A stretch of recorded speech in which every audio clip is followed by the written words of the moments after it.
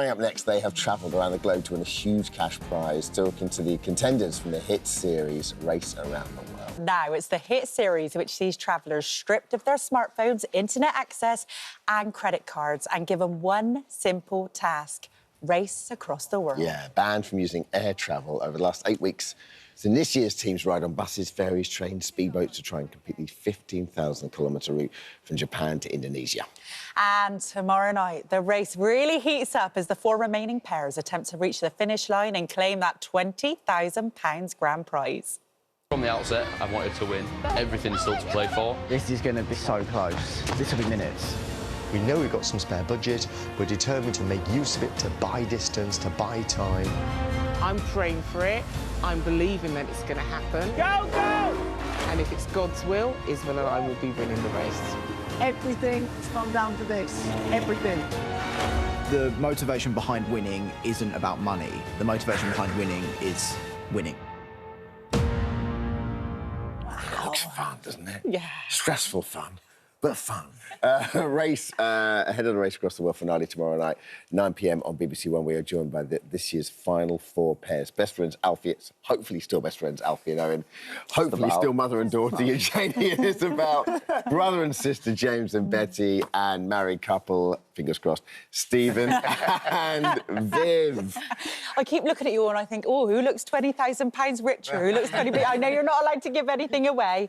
Now, you guys, you were best friends at school, weren't you? What made you take part?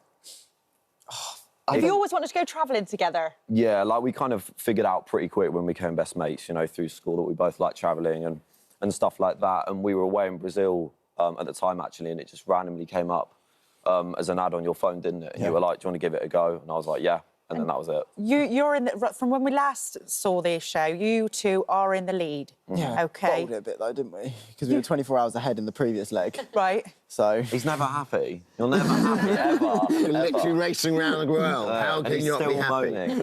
But it takes a certain, especially with friends, because I think family you allow a lot more, but with friends it takes a certain disposition, I think. Like, I've been travelling with friends, like, away, and by the time you get back, you're like, we're still great friends, but we might not be the best travelling companions. So has it always worked out with you two, do you think?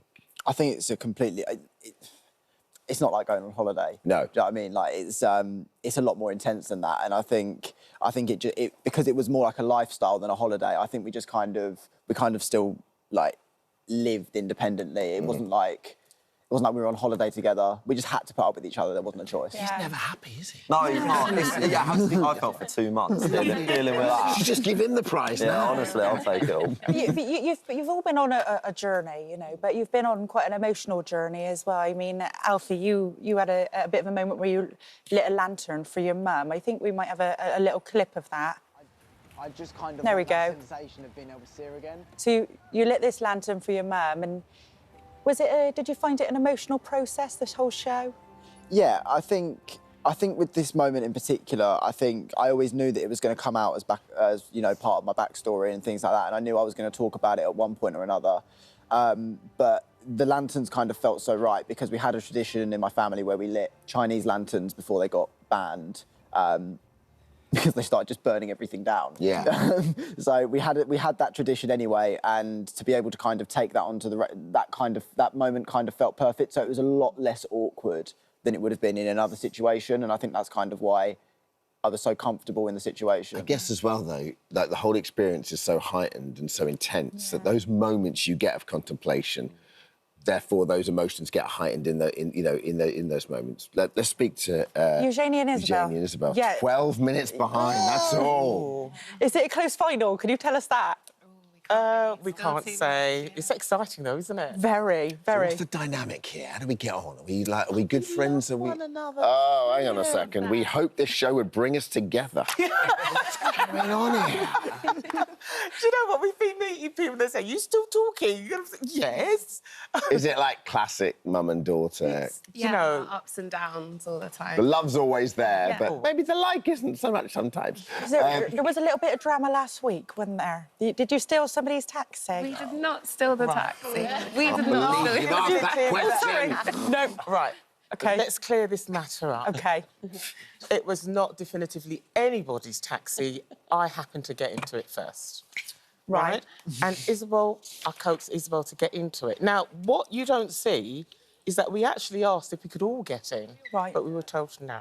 And And is if that... we didn't get in, they would have got in. Stephen, Liv, is that what happened? Shut it down, Happened. Stephen. Genuine didn't make a difference because, you know, we met them again shortly. It made no difference to the race. At the time, I was sure it was our taxi, 100%. Oh, no doubt about it. By the way, another way, doesn't matter when you travel to the other side of the world. Exactly the same thing happens every high street in the UK. But it made no difference to the race at all. It was none at all. So you don't hold any grudges Oh, God, then? no. James and Betty. We still caught up 23 hours, Literally, didn't we? it was fine. James and Betty, let's move on to you. This experience brought you closer. Yeah, without any pressure on, really. It's sort of just shown that there's someone else to sort of talk to if we need them. We'd never sort of go to each other for advice or speak to about anything, you know, personal. What's the age gap between you two? I'm 4 years older 4 than years James. Right, OK. So it's one of them where... So annoying little brother could have vibed. Yeah. Yeah. I'm an annoying little brother, I get it. Yeah, we always had an older brother as well, didn't we? So... Yeah. Yeah.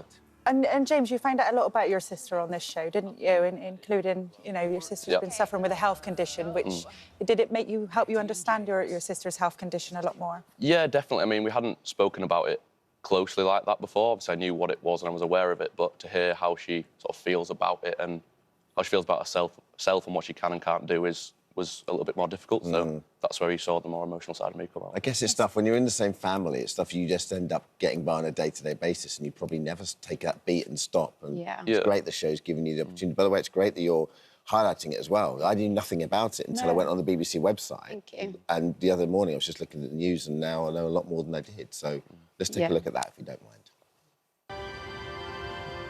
Shortly after my 16th birthday, I got diagnosed with MRKH. It means that I don't have a uterus, I don't have a womb, and I only have one kidney as well. Brave is now probably an understatement. I was thinking of a new word for it, but yeah. I think...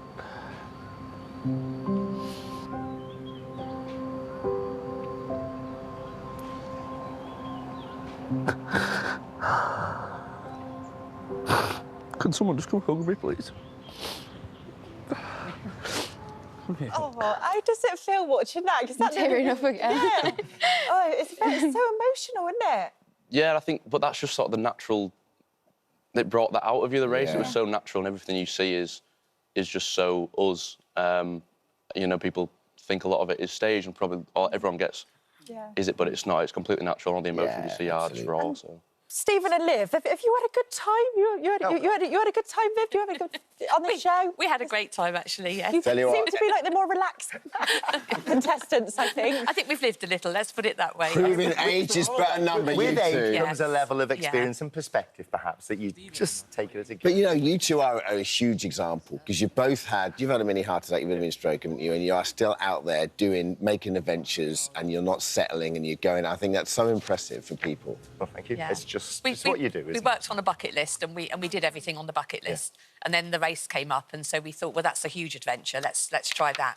Also, never bet on the hare, always bet on the tortoise. Who's got all the money? You just never know. And I just keep looking at you all thinking, who looks 20,000 Well, with that tan, Stephen does, but we'll see. Yeah, the final Best race of luck, across guys. the world. Yeah, it airs tomorrow at 9 p.m. on BBC One. Yeah, it's a great good show. luck. Thank you. Can't wait to watch. Thank you very much. Coming up next.